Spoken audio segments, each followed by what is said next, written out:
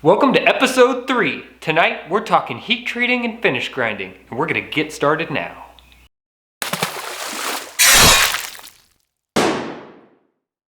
Alright, so we went ahead and got everything profiled. We got our handle pins drilled in place, and we got our bevels ground. It is time for heat treatment of this bad boy. You could heat treat 1095 a lot of different ways. We're going to use a canola oil to quench this knife in. What we're going to do to make that oil a little more adequate for quenching 1095 is we're going to raise the temperature on the canola oil to about 125, 130 degrees before we use it, and that's going to make it a little thinner viscosity, and it will be better for heat treating this 1095 steel. Now, on the heat treating process, for a new knife maker, let's make this super easy. All you're gonna need is a torch or a forge. I'm gonna use my forge, but you could very easily heat this with a torch in the exact same fashion. And then you're gonna heat it till it's non-magnetic. So all you need is a magnet and a torch. And you're gonna slowly heat the edge with your torch until when you hold it to the magnet, it doesn't stick anymore. And that's going to tell you that the metal is moved into solution and it's ready to be quenched. So I run my knife in the forge at a low heat until the entire blade goes non-magnetic, and I heat it just slightly longer, and then I go in for a quench in a preheated quenchant oil. Tonight we're going to use canola oil, heated up to about 125 to 130 degrees. And we're going to quench this knife. I'm going to go ahead and stamp my maker's mark in it before heat treatment. When the metal is in this annealed soft state, I could take my stamp and just boom, got a maker's mark. I like to use a stamp rather than electro etch, but that's kind of up to each different maker. But now would be the time to put your stamp in it if you want to stamp it. I used to stamp these while they were hot. But the problem I found with that is you stamp this while it's hot. If you lay it flat and you stamp it right there, it kind of bends the blade both directions, and then it started to introduce warps into my blades from that hot stamping. So I stopped doing that. Now I cold stamp the metal and then I heat treat it, and it works great every time. So I'm going to take you over. I'm going to go ahead and show you how I stamp it. I am going to use my forge to heat treat this, but basically that's a torch that's inside of a housing. So it's the exact same thing. I just don't have a torch, so I'm not going to go buy a torch just to show you how to heat treat with the torch. You guys can figure that out. Just fire up your torch, and what I would do is you're going to need a good hot glove, but you could even put this in a vise while you're heating it, and you're going to heat the edge until it's non-magnetic. You just keep testing it with the magnet, and once that magnet doesn't stick anymore, make sure you've got a good even heat all the way from here to here where the magnet doesn't stick, and then immediately go to your quench oil. You have to go immediately. I think the book says that you have less than 1.5 seconds to go from heat to quench to get the full edge hardness out of 1095.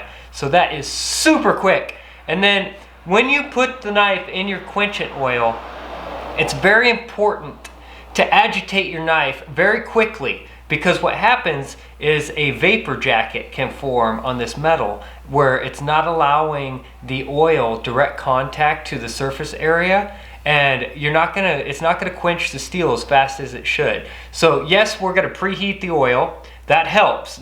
That's thinning the viscosity of the oil so the oil can reach the surface faster. I know it seems completely counterintuitive to heat the oil to make this cool faster, but that is true. So we're going to heat the oil to thin the viscosity of the oil. That will help the oil reach the surface area of the steel faster. And then when we go to quench it, we're going to agitate the knife, not sideways because that could introduce warps. We're going to agitate it really fast up and down to try to release the vapor barrier that's forming on the metal from the heat. So we're just going to really quickly agitate it in the oil.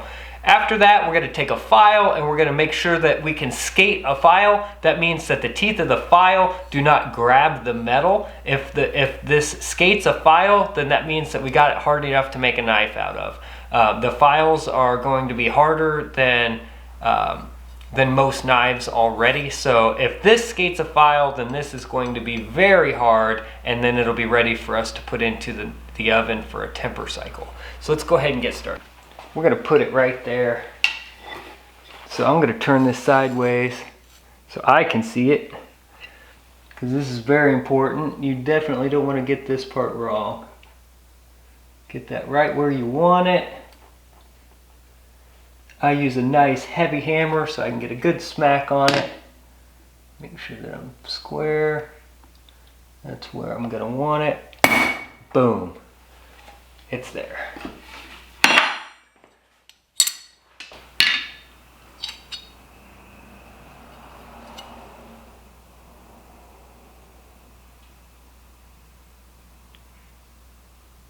Yeah. So I'm gonna use my forge just because this is what I got. Use what you have.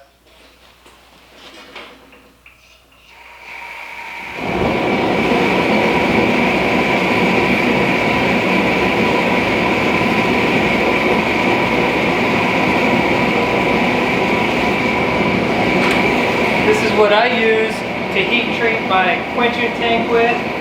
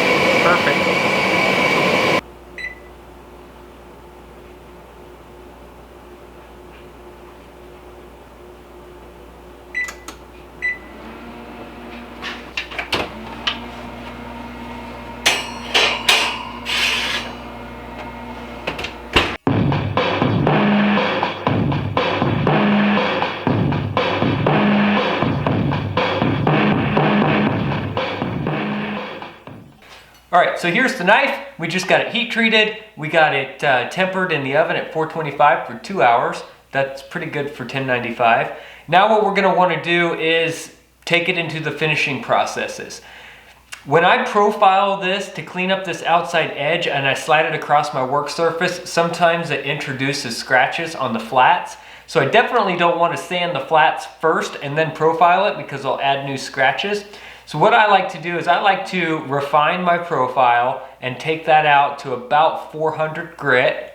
Obviously when we put the handles on, we're going to touch that up again. So 400 grit's fine for the profile. And then I'm going to go ahead and sand the flats, both sides, and get those dialed in. And then we'll move on to grinding the finish grind on the bevels. When the flats are sanded, then we can go ahead and mark our grind to line here on the top for these bevels, and that'll be real precision. Let's get to it. Just a quick note about this small wheel attachment on my grinder that I use. I use this to get in here and do these areas right here of my knives. You can use a lot of different things to do the same procedure. You can have a spindle sander that has a sanding radius like this that moves up and down. You could take one of those sanding drums and mount it in your drill press, and then you can use this on your drill press table and move your drill press up and down. Or you can put this in a vise and use a Dremel tool in here. There's lots of different ways that you can clean this up. So don't feel like you can't do the same processes that I'm doing because you don't own this equipment. But I do own this equipment, so I feel like I should use it.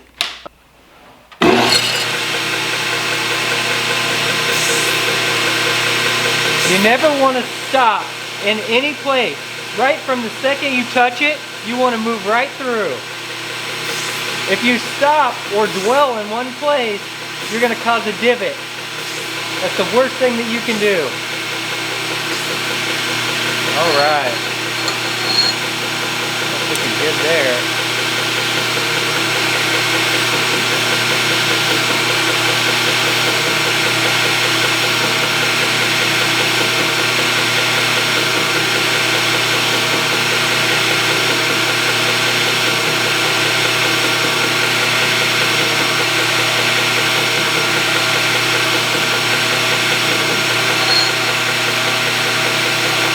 Good.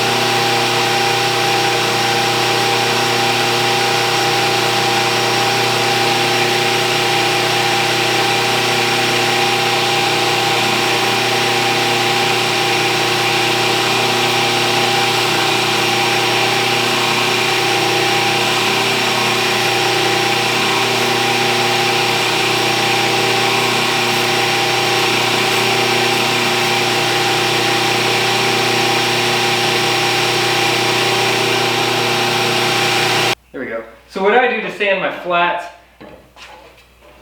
is I throw a piece of wood in a vise, like so.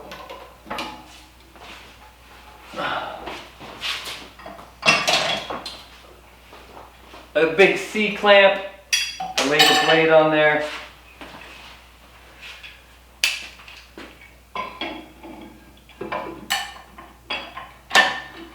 C-clamp has seen better days apparently.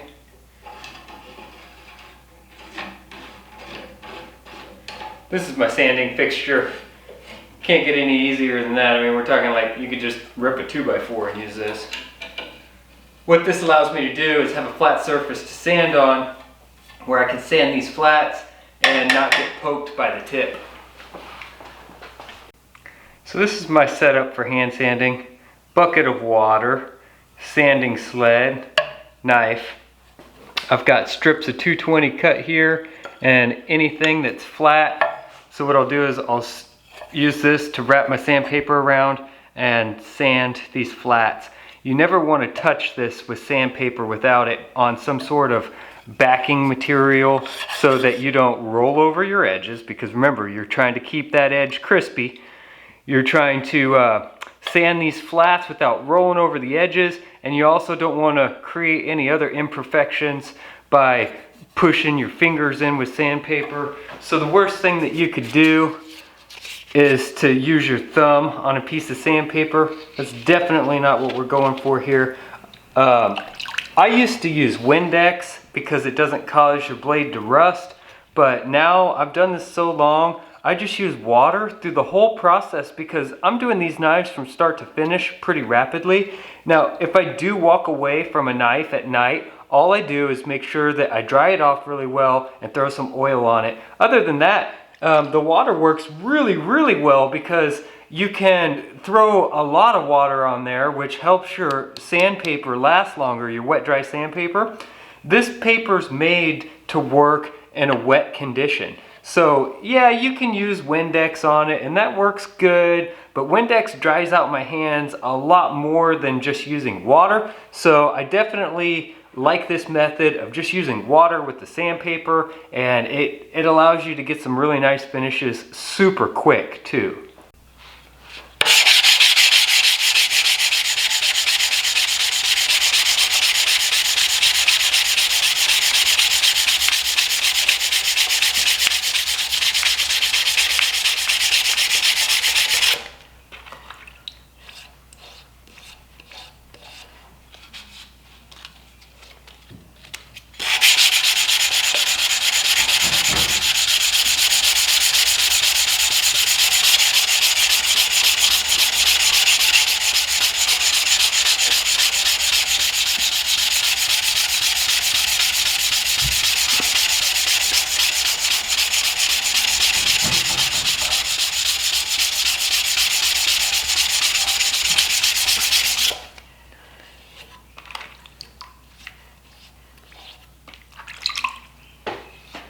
Alright, now when you look at these flats, you look at how far you're going to sand up. Don't worry about sanding scratches down here if you're going to grind all the way to up here. So I'm not worried about any of this. Really, the area I'm looking at to make sure I've got dialed in is right here where I've got my maker's mark and along the top of the spine here. And this is also a good time to know what you're shooting for an end product. If you're going for a high polish, well, you better get it right now. That's all I gotta say about that. I personally don't like shiny knives, so I generally work to a 220 and then I move right to a 500. I get most of the scratches out and then I go for an acid etch to darken it up because that's what I prefer.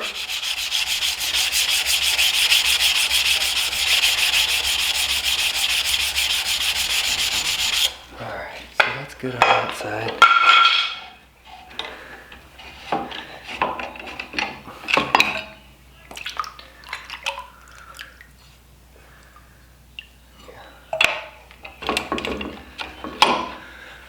Just in case you're not a fan of hand sanding, you could take a magnet, your blade like that.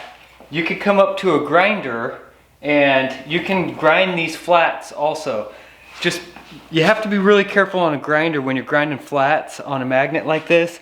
If you accidentally push in, since this material is so thin down here at the tip of your bevels, you can stretch this out and then it makes it a lot harder to get your bevel straight. It's really easy to weight this wrong on a flat. So if you decide that you want to go to the grinder and grind flats, you have to be really careful. What I like to do is put the magnet up high on the handle section. That way when you come to the grinder and you press, you're actually putting all the force on the flat of the handle and you're less likely to pivot down on this thinner section here. And this will just clean itself up. It's really important after heat treat not to overheat your blade. So you'll notice when I'm grinding, I'll hit this, go right to my bucket, go right to my bucket. And I never wear gloves to grind after heat treatment because my hands need to feel how hot this is getting. You can overheat this tip in a second I mean, in just a second and you've ruined it, especially when you're grinding in your bevels. Now, when you're talking abrasives, the higher you go in grit, the more heat that's going to be generated because there's more surface area contact. So if you got a 36 grit belt on here, yeah, it's throwing huge sparks, but your metal's running cooler than if you've got a 220 grit belt on here with almost no sparks, and this thing is just burning up almost immediately. So you really have to feel the metal and make sure that you're not overheating it. It's really important. Okay, so let's go in here and hit this.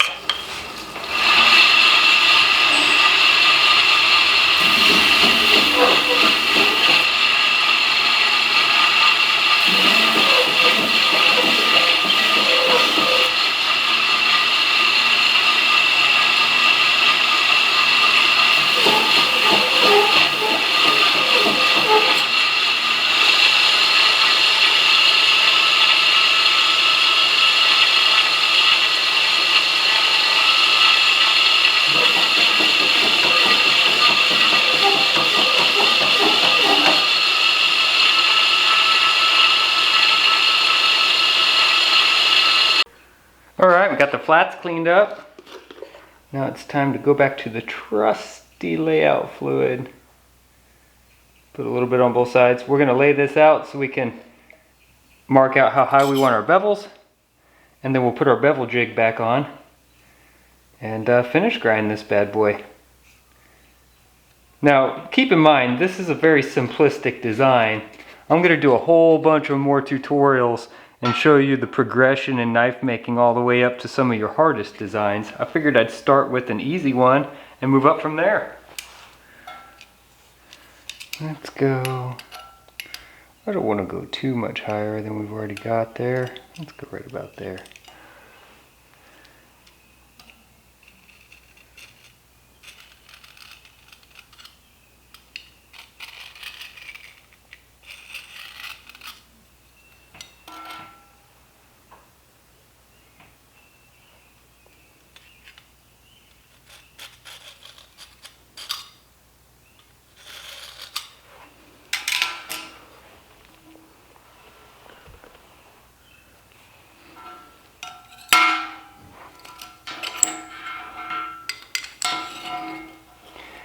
Okay, so when you go to put your jig back on, you want to put your jig back on slightly behind where it was before so that you can grind a new shoulder in that's more precision. Slightly behind where it was before. Just slightly.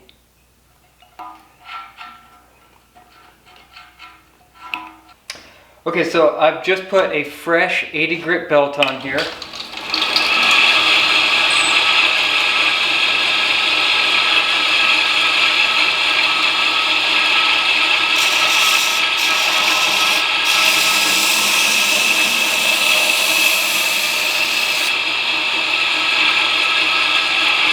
That's one pass. It went from nasty heat treated scale, one pass, cleaned up bevels.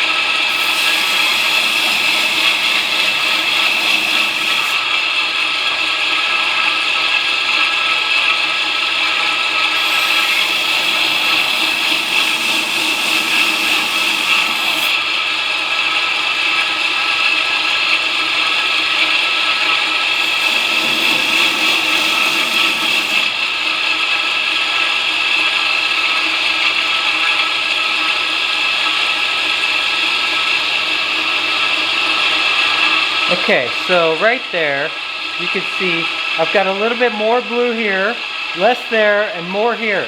So I need to grind more here and grind more here until that blue catches up with where I'm at here.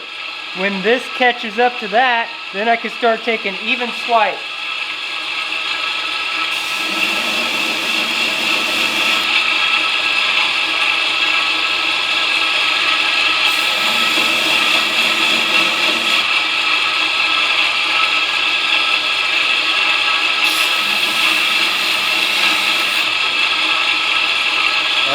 go.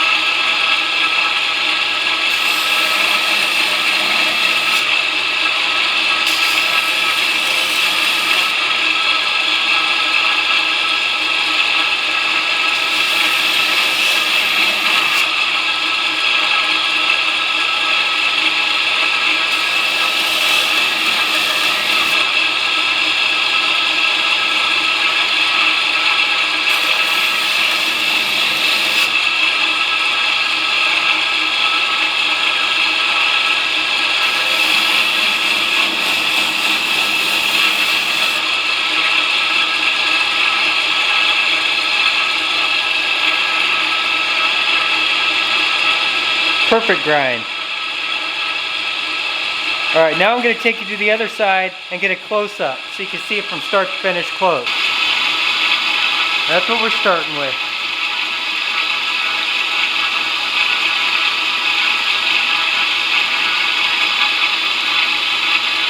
I want to make sure that this is in focus.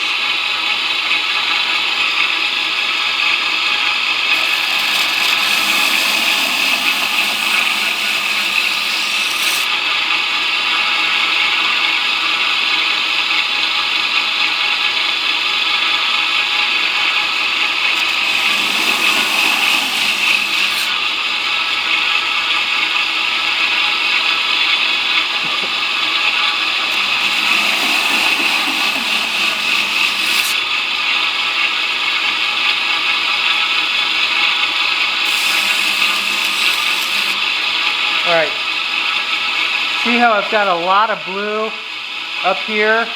And I've got a lot of material right here that's not getting ground off yet. So I need to work on this area before I come back to this area here. I'll show you.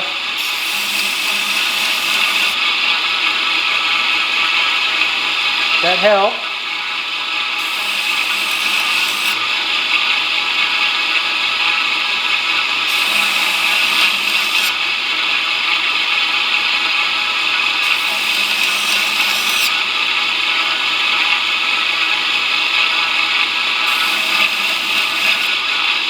Okay, so now it's even from here all the way up. So I'll go back to taking full swipes at it.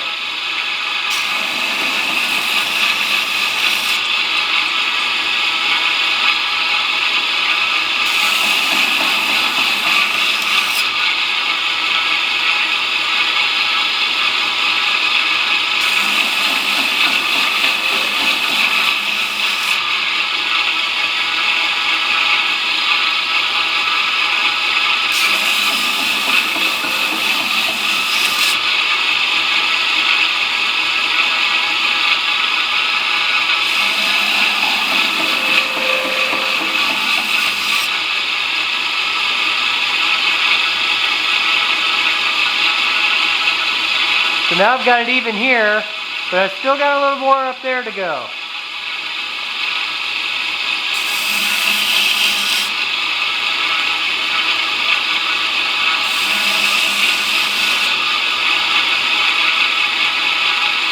Be really careful not to overheat that tip.